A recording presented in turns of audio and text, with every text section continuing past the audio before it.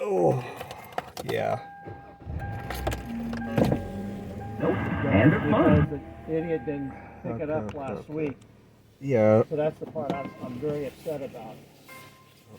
But I took one down and told the man. And Babbel's lessons are built around real life.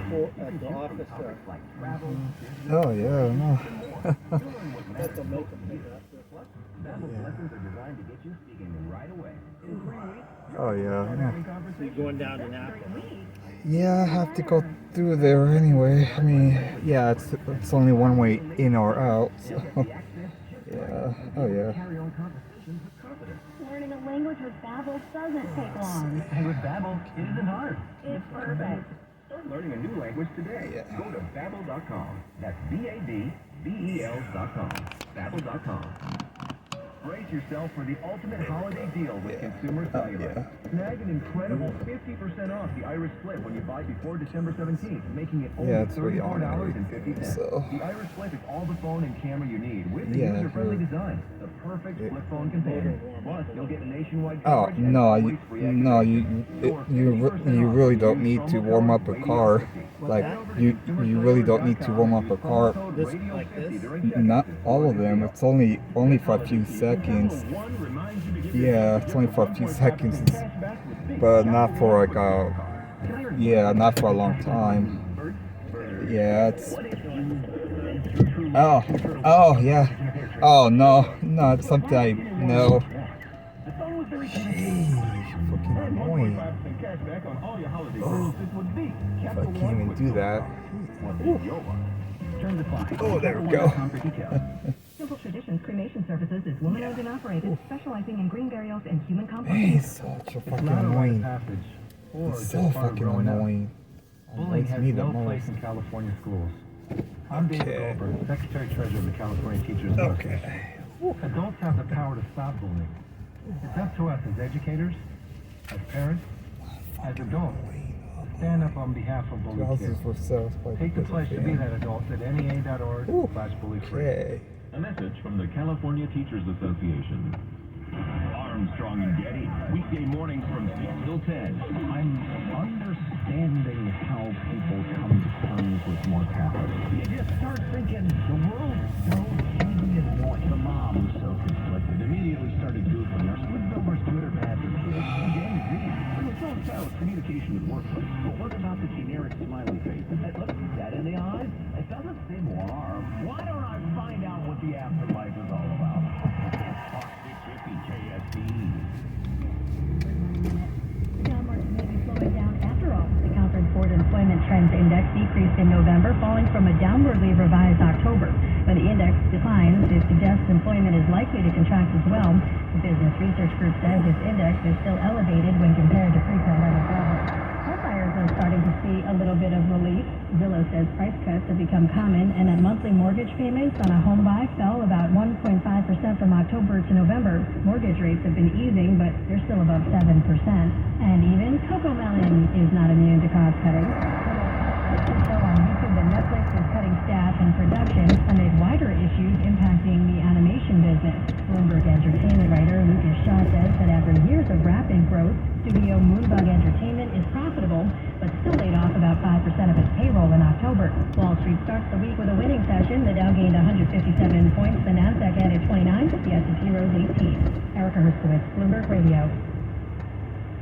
On the next Armstrong and Getty show, another major industrialized country says we really probably ought to limit immigration of people who help our country. Now back to Sean Hannity on Talk 650 KSTE.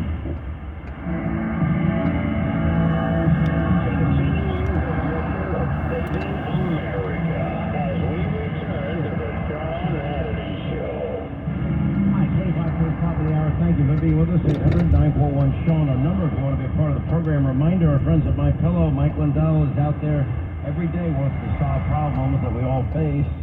That's why My Pillow is such a game changer. Well, he, saw a problem also with towels. You go into a store, you touch a towel, and you're like, oh, that's soft. That's going to be a nice towel. All right, you bring it home, use it a couple of times. It's not that absorbent. It's not that soft anymore. And so he set out to fix that problem, and he's now excited to announce 2 brand new lines of My Towels for you to try.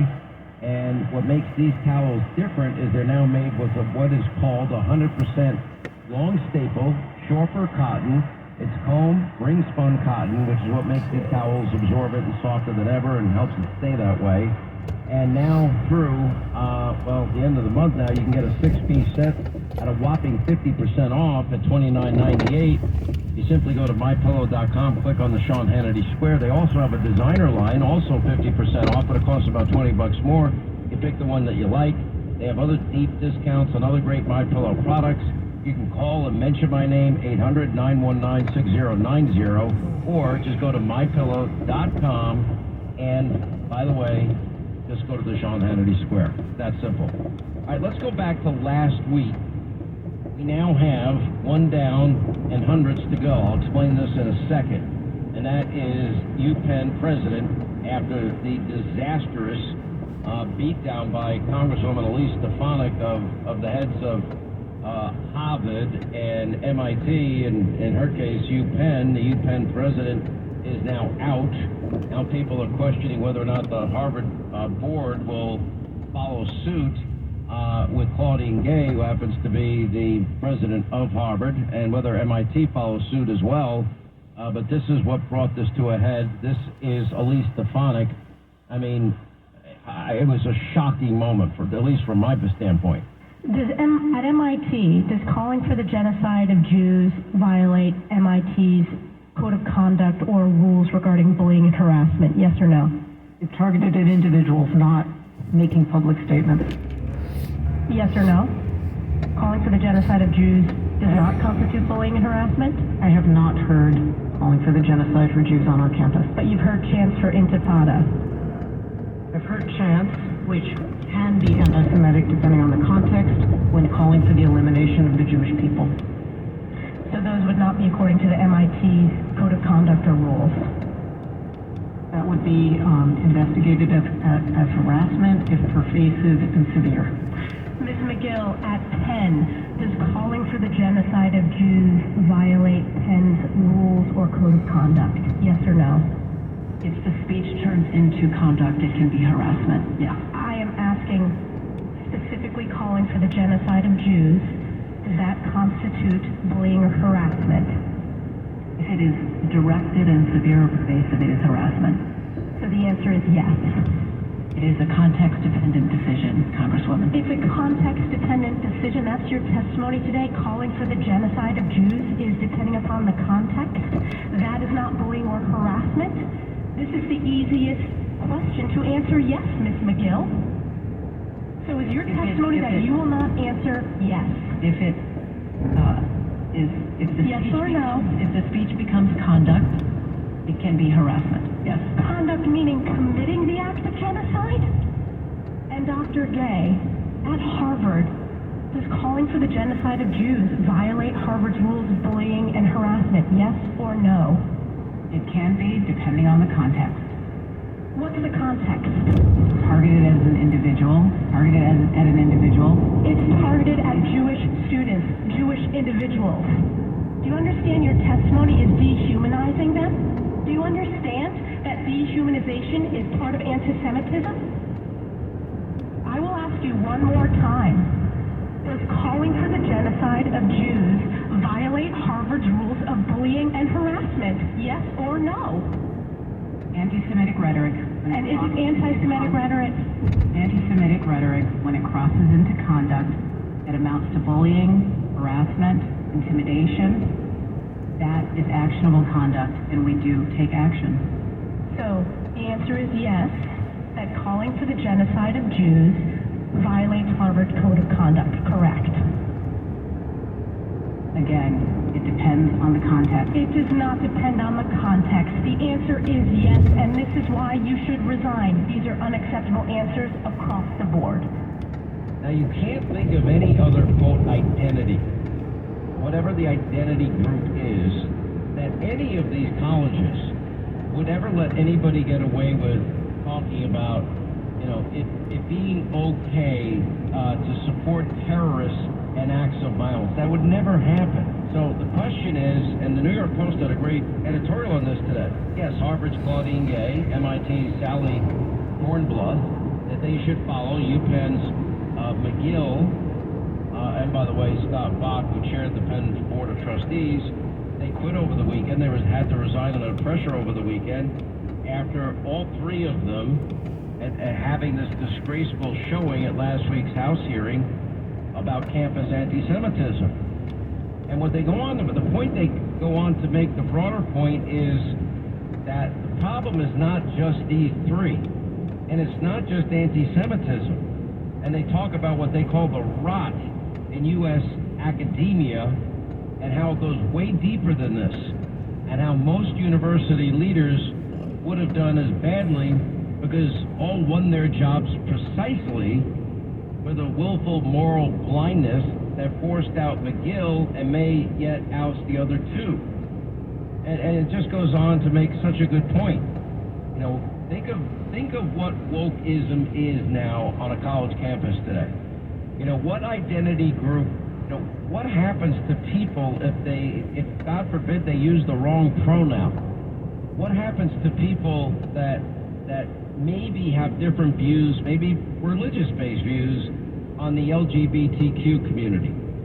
What about people that are just repulsive racist? What happens to them if they express views like this? We all know that these colleges act, and they act quickly, and the odds are you're probably not going to be at that college. But, you know, they go on to explain that it is the job of a modern college leader to wrap a warm haze over the hard left's takeover of the campus.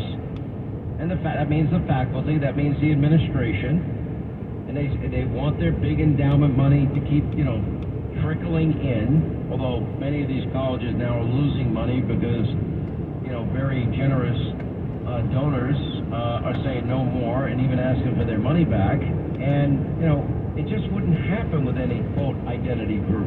Why did they allow it here? You know, it's okay to say from the river to the sea, or it's okay to praise Hamas for October the 7th, as long as there's not action associated with it. So you're condoning and allowing your students in college to condone terrorism and murder and rape and beheadings and kidnapping? I mean, it's about as sick as it ever gets. By the way, apparently there's a big controversy at Saturday Night Live this weekend, and I guess former Saturday Night Live star Cecily Strong was supposed to play Elise Stefanik on the show this past weekend. By the way, this has been widely panned as an awful open, maybe the worst ever. And anyway, she became uncomfortable with the heavily criticized cold open sketch, and she appeared as a guest in a dress rehearsal ahead of the live show, then changed her mind last minute. Somebody else played that position, but the sketch ostensibly poking fun at the testimony by all three of these presidents of these prestigious universities, and of course regarding anti-Semitism at these top universities. Many people now that were viewing the show have now called for the show to apologize. Don't hold your breath. But just imagine, you know, think of all the instances of every conservative on the air and all the battles we've had to fight over the years to be silenced by the left just because they don't like our political views. Nobody's forcing them to listen to talk radio. Nobody forces them to watch Fox News. But yet there's been multiple attempts to silence conservatives all the time. It's one of the main reasons I refuse to go along with boycotts or go along with firings or calls for firings or go along, you know, with cancellations. I don't call for those things because I've always believed that if you don't like a show, radio or TV, you always have the option not to listen to it, not to watch it. Really that simple. All right, back to our phones. Joe in the free state of Tennessee. What's up, Joe? How are you, sir?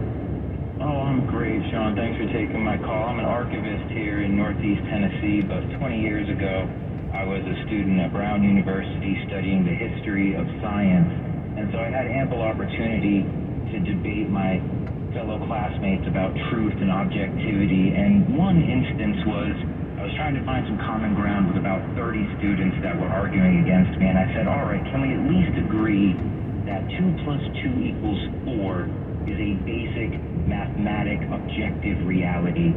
And they said, no, it's a social construct. If we all agreed in society that 2 plus 2 equals 7, then it would. And I said, well, if that's the way it is, I wouldn't want to drive across a bridge in your world. And they got so mad that the professor had to stop the class and actually kind of whisk me out of there. But it speaks to this idea that they don't believe in knowledge. And if you don't believe in knowledge or truth, then you can never attain wisdom. And without any wisdom, it's no wonder why this rot is taking place. But I would say there are small pockets of conservatism on these campuses. And, I would say to your listeners, they need your prayers. They're under tremendous pressure to conform to stupidity. And if they can hold their own in those environments, they can really come out very sharpened and very honed on how to defend conservative principles against some of the direst circumstances.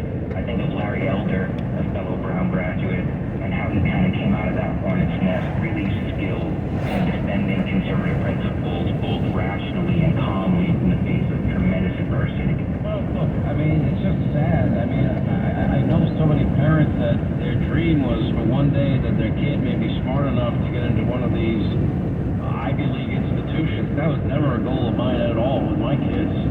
I just wanted them to go to a good school, have a good experience, and get a good education. It was really that simple for me. And I actually had no say in either one of my kids' choices. I was told after the fact. But whatever, I'm fine with that. This is their life, their choice, and they've got to live life and find their dreams. I can't. There's a point in, I think, life that you've got to let your kids fly free, and I'm like, okay, it's up to you. What do you need from dad? And I'm, just be there for them. But I will tell you, it's not surprising. But it was very powerful, I thought, very powerful editorial today in the New York Post. One down, hundreds to go. This is what we're now doing to kids. We send them off to indoctrination centers. And they go to college and they come out dumber than when they went in. Kind of sad. You go to public schools, they come out dumber than when they go in. We spend all this money per capita per student on education with the worst results. It's embarrassing. Anyway, appreciate the call, my friend. 800-941-SEAN if you want to be a part of the program. William is in South Carolina. What's up, William? Where in South Carolina are you? Hey, Sean. This is William McClellan in Raleigh, North Carolina. Oh, you're in North Carolina. I'm sorry. It says South Carolina on my screen, but that's all right. We like North Carolina and South Carolina. I like South Carolina, too. What's going on? Yeah, I just want to say, man, I just can't believe we're going to keep it going on. I mean, this is crazy. But I'm 56, and my parents were from other states, and I was born in California and went through that. Lived in Mexico with the family during the summer, and realized that the education that I was receiving in elementary, junior high school is crap compared to what they got in Mexico. I couldn't believe it. I couldn't believe it. So I had to start educating myself, Sean. And when it comes to the whole debate with the Republican Party, I didn't even bother to watch it because all those guys up there, they're all deep state. Vivek Ramaswamy, this guy's a World Economic Forum future leaders graduate. And Klaus Schwab, he's one of the guys calling for a new world order, I mean... Look, I don't know all these individuals. All I can tell you this is, there are people in my view that deserve to be heard, that are serious candidates. If anyone listening to this program thinks that Chris Christie is a viable candidate, just call me, because that's the dumbest comment I think I'll ever hear. He just isn't.